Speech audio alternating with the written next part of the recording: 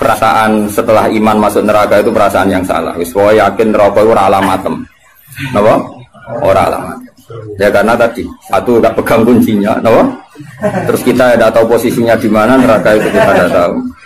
Nah swarga kan nggo kuncine. Mestine ya sak data napa? Posisine napa? Cara saniki Sherlock napa? Napa cara saniki apa? GPS. Mosok ana kuncine ora ana alamate kan enggak mungkin. Neraka kita tidak tahu alamat. Mbon akhir roh aku ora roh. Alamatin neraka jelas medit wis tak jelas. Karena medit deket-deket situ, napa? Ya kan bakhil qaribun minan nar kan as-sakhiyu qaribun minallah qaribun minal jannah wal bakhilu baidun minallah qaribun. Jadi kalau sampean kepen takok alamatin neraka ya medit deket-deket situ. Jadi alamatin neraka napa? Medit. Agar medit ya sudah deket. Ya di kawasan situ no. Jadi gampang kan kita takok alamatin neraka itu. Nah alamatnya wali ya qaribun minallah ya deket-deket situ. Jadi mau ngaji, syukur-syukur tiap ngaji di apa layat yang tak apal, tak wajo, kondang tenang. Apa lo ati, ojo gue semaan tok ati. Ngumpul lomba. Dawe pangeran, eleng-eleng ya. Terus hampir semua ulama itu sepakat ya. Jadi dawe pangeran itu nanti ngikat itu statusnya dulu. Apa? Statusnya dulu. Nanti kalau status itu jelas, nanti ketentuan hukum ya hanya di status itu. Seolah lagi hanya di status itu. Misalnya gini, wa anzir bihil ladina yakhafuna. Peringatkan dengan Quran orang-orang yang punya rasa takut. Rasa takut akan nanti ketemu Tuhan. Yaitu tengororo mahsyar, ayyuhsaru ila rabbih. Nah, sekarang pertanyaan saya, yang merasa takut akan terjadinya mahsyar, terjadi ketemu Allah itu orang mukmin apa orang kafir? Enggak jauh gitu. Orang mukmin. Ya, sepakat ya, karena yang punya perasaan yakhafun itu hanya orang mukmin. Sebab itu Imam Suyuti ngendikan wal muradu bihim al mukminun al asun apa? Wal muradu bihim al mukminun al asun. Jelas gini masih jalalan nih. Ganggu nek ora paham ya. Mulane sedurunge ngaji ku sinau kok nyocokno ilmu, paham? Jadi agar aku kok cocok terus ya salim kok Gus kan mulai enak. Terus minggu berikutnya ora usah ngaji, kan wis padha napa? Lah, ya jadi sedurunge ngaji kok sinau. Kok ternyata keteranganku kok padha, ya wis langsung mulai ono padha. Ya, dan narasi nau terus pinter neng kere malah ngeklaim ladu dia, malah repot meneh. Tapi kalau seneng sing ngeklaim, gampang syukur, nama? Kalau baleni malih. Saya banyak baca tentang ulumul Quran, banyak baca selalu. Status itu penting sekali.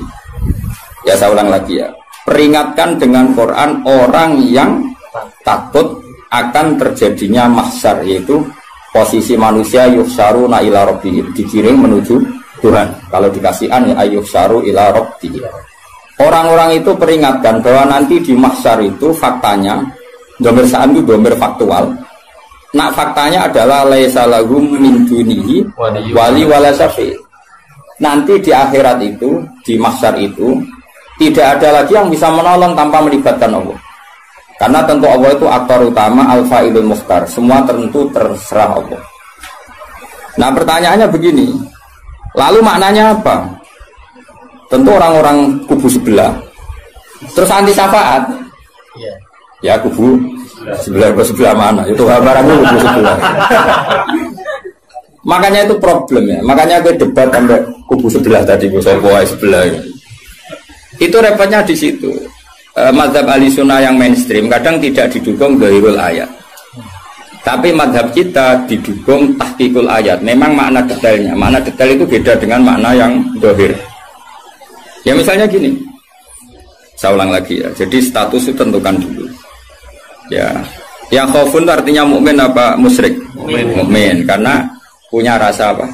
Takut. Artinya dia iman terjadinya ba'ats, terjadinya kebangkitan. Jadi mereka juga punya grogi ketemu Allah. Nah lumayan kan punya rasa grogi itu lumayan, berarti mukmin. Tapi yang boleh grogi itu hanya al-mukminuna al-asun dari maksud. Yang punya grogi itu hanya orang mukmin yang maksiat. Kenapa demikian? Karena kita tahu ala inna auliya Allahi la khaufun alaihim wa lahum yahzanun. Kalau kita wali kan tidak ada rasa takut. Sanane kangen pangeran. Makanya wali-wali itu apa mati seneng, kangen pangeran kok mati beneran nang ketemu sing disenengi kan. Nah kowe wedi gak mergo ngerti alamatmu. Sing akhir sing wedi mergo sadar alamatnya kemana, napa? Ngerti alamatnya? Nah, kalau wali itu kan pikirannya tadi la khaufun alaihim wa lahum yahzanun. Definisinya wali itu alladzina amanu wa kanu yattaqun istilahumul busyra fil hayatid dunya fil akhirah. Mereka punya kegembiraan baik zaman hidup maupun setelah akhirat. Malah ana wali kok pahpoh. Dunya wis rusak sumpek kabeh rapati wali. Memang dunya ngene iki sing gawe buyutem. Dunya koyo ngene iki sing gawe pangeran. Pemilu kacau sing gawe yo pangeran. Kowe melarat sing gawe pangeran, kabeh pangeran sing happy wae digawe kekasihmu. Wong nak seneng cawe wedok ayu, wis merengkot yo ayu, guyu yo ayu. Apa meneh iku pangeran. Pangeran iku gawe donya kacau ya tetep apik, gawe donya apik ya tetep apik. Wong pangeran ra ono salah. Sing duwe ape bapak ngono, napa? Masa mesti gawe donya kacau sapa? Makanya perdebatannya Mu'tazilah sama Ahlussunnah kan gitu. Mu'tazilah itu berkeinginan Allah itu hanya bisa melakukan suatu kebaikan. Karena keburukan biar diciptakan iblis. Terjadi Ahlussunnah. Nah ngono pangeran kalah lah kaelae ning dunya. Foto jangan melain. Nah, walane cara Ahlussunnah wa khairihi wa syarihi. Makanya saya dukung kebodohan karena supaya iman be qada. Anggapnya latihan iman be khairihi wa syarihi. Enggak apa-apa kalau demi iman be qada sudah keburu. Ya sudah seperti itu. Saya ulang lagi. Nah, orang yang punya rasa takut ketemu Allah itu tentu orang mukmin. Kenapa takut? Ya karena maksiatnya banyak. Nah sudah, berarti makanya Imam Suyuti memutuskan wal muradu bihim al mukminun al asy. Maksud tawarai dari ahli tafsir, tawarai gendong. Kenapa beliau berani ngendikan wal muradu bihim al mukminun al asy. Nah, itu ya satu kebenaran. Nah, orang-orang seperti itu tuh kandani laisa lahum min dunihi wali wala syafi, bahwa mereka itu tidak akan lagi dapat syafaat kecuali dapat izin Allah. Nah, tentu kubu sebelah akan mengartikan makanya tidak ada wasilah, tidak ada syafaat. Bimuqtadha hadil ayat dengan konsekuensi makna ayat ini. Ya teori itu mungkin benar, tapi juga mungkin salah. Mungkin salahnya adalah kalaupun nanti Rasulullah Muhammad mensyafaati atau para wali atau para ulama mensyafaati, memangnya bukan kehendak Allah, kan ya tetap kehendak. Cuma kan para wali itu panitia saja. Misalnya aku nyafaati Toha Gusti niki santri kula, masih melepuk ning podium di santri. Terus dibuktekno malaikat ki nyekseni nggih kadang-kadang nggih ngaos. Tapi ngedole kata ngedole. Goleke kalian ngedole kata ngedole. Terus abilon niku jenenge cah pinter Gusti. Wong golek badhe iku cah. Akhire yo wis ora apa-apa masuk. Nah, misalnya saya nyafati seperti itu kan memangnya kehendak siapa? Ya kehendak. Maka kata Imam Ghazali, masalahnya apa? Itu gak ada hubungannya dengan syafaat dan tidak syafaat. Kalaupun nanti dari awal kan memang gitu, mangzalladzi yashfa'u indahu illa bi'idznih. Di dunia otoritas yang milik Allah, nanti di akhirat juga milik Allah. Jadi ini penegasan tauhid yang normal saja, tidak ada konsekuensi makna, tidak ada syafaat. Saya ulang lagi ya. Jadi ini kan ilmu tauhid yang normal saja. Di dunia kita bisa gini ya karena kehendak Allah, di akhirat juga sama karena Allah selalu al-fa'ilul mukhtar. Allah tidak dibatasi dunia maupun dibatasi akhirat. Maka kata Imam Ghazali, beliau berkali-kali ngendikan fa inna rabbad dunya wal akhirati wahid. Pangerane dunya mek akhirat ku sitok. Kowe ora iso pangeran bukai konstitusi. Misalnya pangeran apa nyafaati itu Gusti ingat loh ini akhirat. Nampun mati niku ngamal pun terbatas. Jenengan harus ingat itu lho pangeran gua atur. Pangeran tetap ya falu maya sak ngawur ya. Yang kena aturan itu kue, misalnya ngene, kue wis mati kok, Gusti kula nyuwun ganjaran salat. Wis ora salat itu ganjaran. Enggak bisa.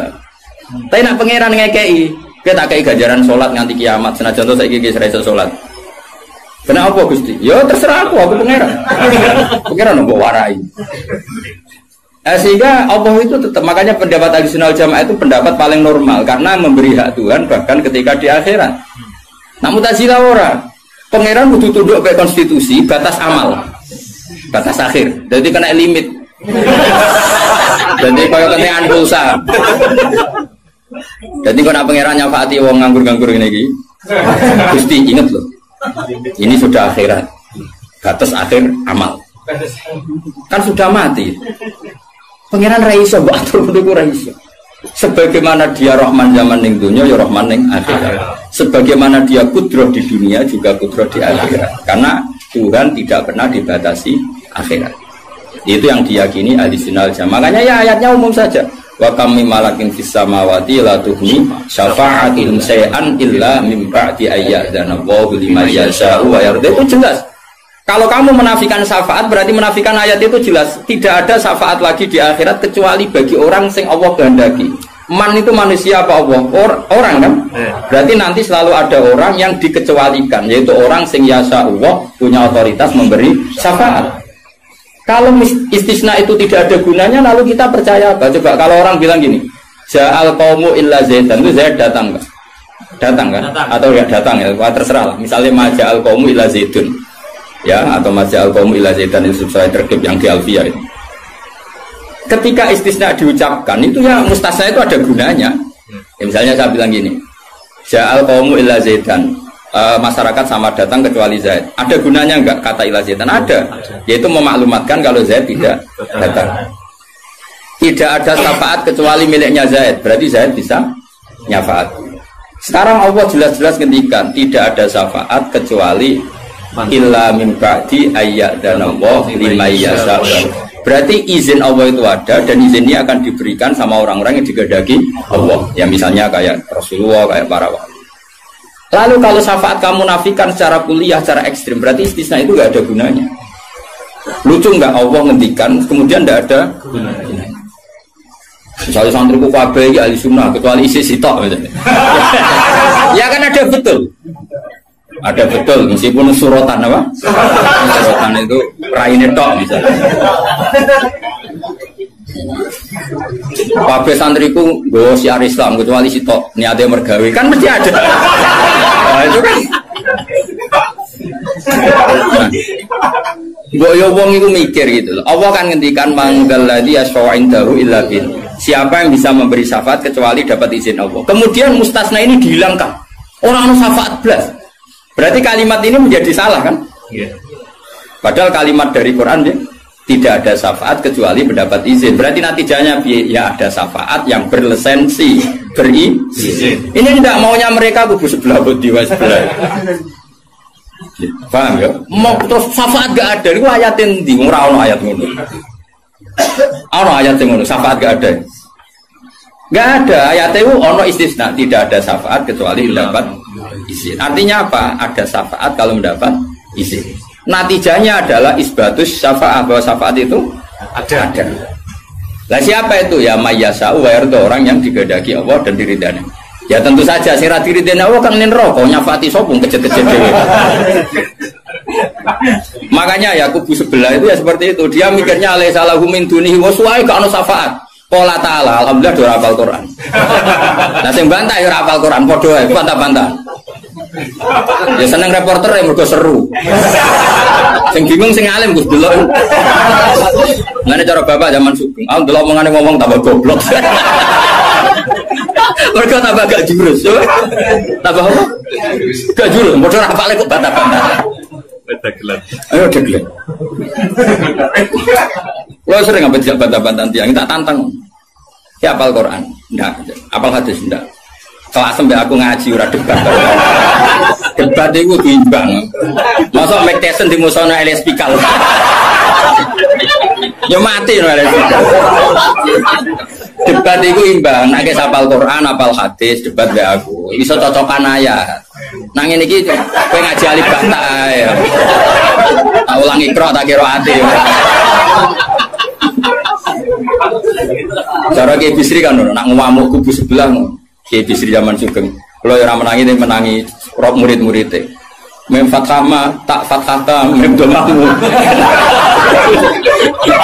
Matamu. Kok mangkel. Mangkel. Ora tau ngaji kok ngomong Islam. Niku sakjane wae ngaji apa mem fathama. Nggih kok. Sing jare cangkem elek iso. Beda, bebas sama. Tahu, tata terus.